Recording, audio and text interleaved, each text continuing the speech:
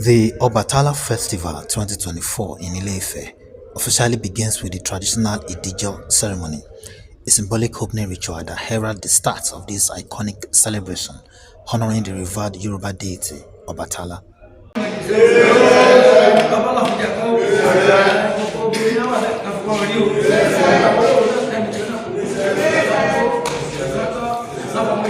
Obatala is a revered deity in Yoruba mythology, known as the creator of human beings and the god of wisdom, peace, and purity.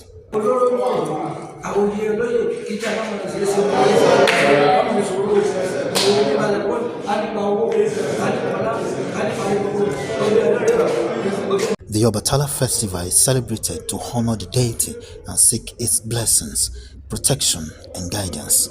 The festival is also an opportunity for the Yoruba people to reconnect with their cultural heritage and traditions.